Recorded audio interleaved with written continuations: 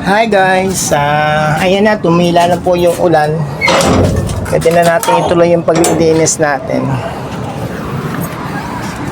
Kita nyo naman basa yung floor dito sa rooftop.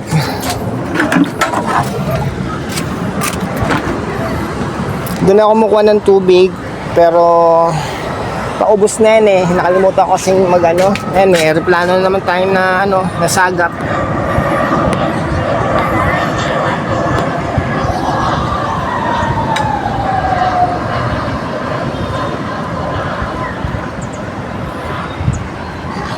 Guys, malapit kasi kami sa airport, kaya palaging may mga aeroplanong dumadaan dito.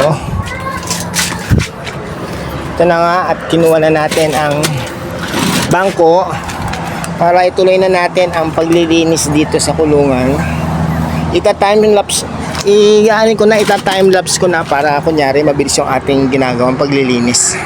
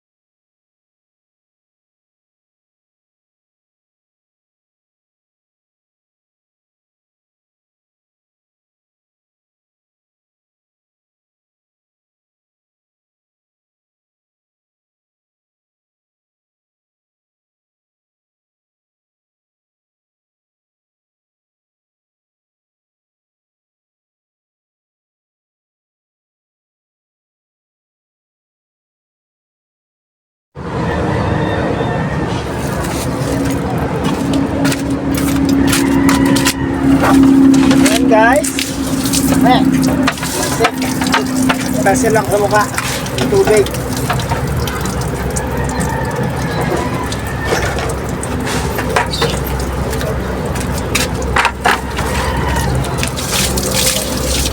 Ang bango pala nung champion.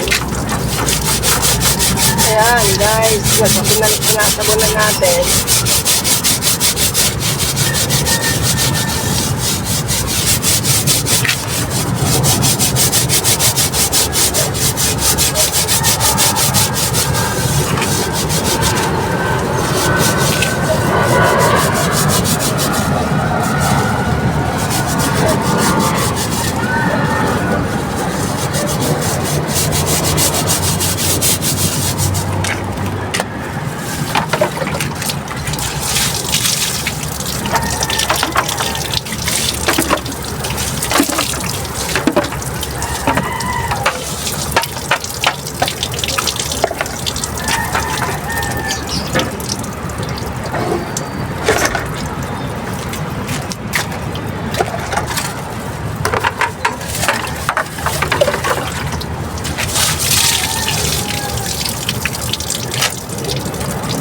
Ito pa yung balahibo ni Pichito. Kulay puti kasi si Pichito.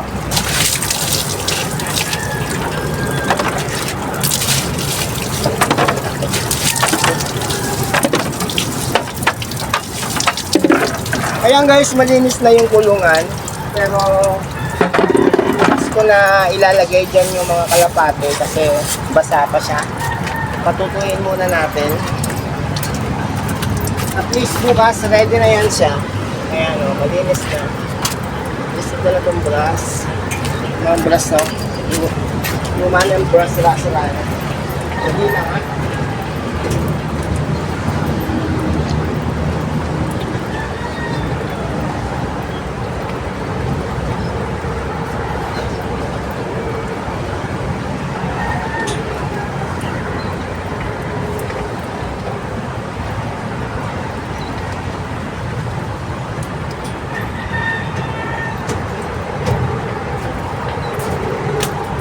Yan guys, tapos lalagyan ko na lang sila ng tabing, mga tarpaulin.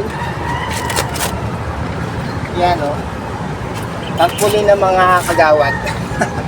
Kagawad. Lalagyan ko sila dito para pag umuulan hindi sila nababasa.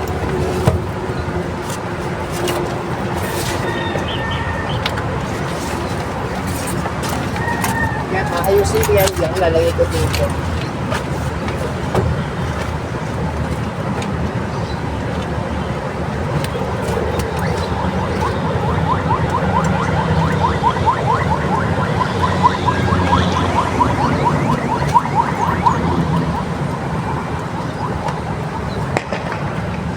Kailangan ko ng panali.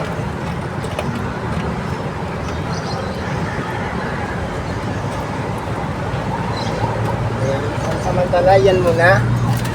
Bakit ito isa?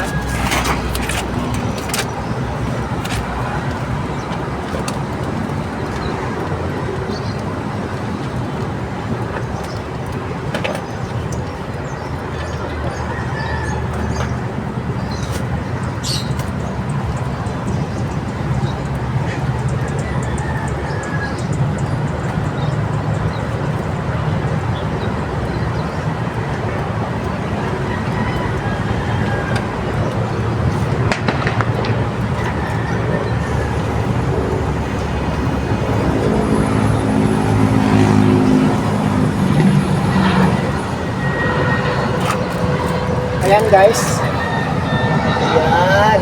Para hindi siya pagkaulan ng malakas, hindi mababasa ang kalapate. Dito rin. Ayan ko rin sa dito.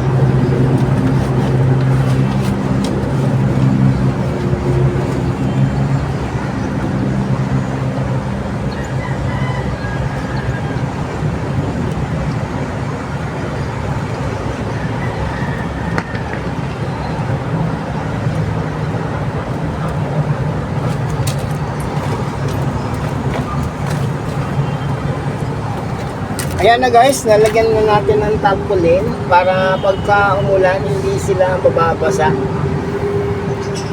Kasi dati napabayaan ko yung kalapate, hindi ko siya natakpan, hindi ko siya nalagyan ng tarpaulin. Ngayon, nagkasakit tuloy si Pisito. Gumaling naman siya kaso wala din, namatay din siya. Hindi na tayo sayang nga dahil naging maamo na yung ating ibon, pero sa mampalad hindi na siya nabuhay pa, hindi siya nakaligtas. Ayan na guys, malinis na siya, malinis na yung loob niya. Pwede na siyang lagyan ng kalapate, pero patutuyin pa natin yan. Siguro sana bukas umaraw na para tuyo-tuyo na siya at may lipat natin yung mga kalapate. Ayan. Wala siyang pinto. Ayan, ito lang nalagay ko. Ayan na. Guys, nakita natin may langgam. sa kulungan. Kaya ang gagawin ko ay sprayan ko sila ng Baygon. So, gano'n. May ano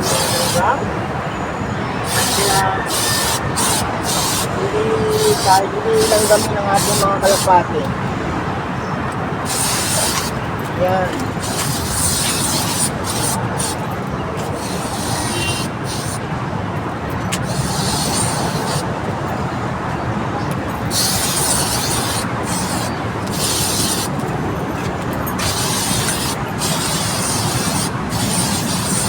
Yan. Nakitaan ko kasi siya ng langgam, so nag-spray tayo ng Baygon para mamatay yung mga langgam. At total bukas ko pa naman sila ililipat yan kasi kailangan din matuyo yung ano yan, yung basa-basa.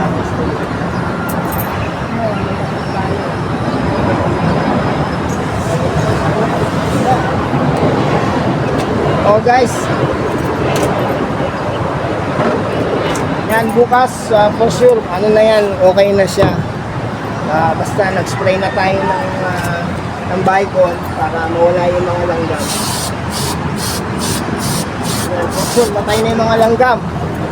Malilit lang naman yung mga langgam delikado yon sa ating mga kalapate, baka langgamin nila yung kalapate natin. Kawawa naman at sayang, binigay lang yun sa atin at sa Honorcel pa yun ang galing. Umuulan na naman, so tapos na po. Ayan na yung ating kulungan. Bukas i-ready ko na silang ilipat dyan.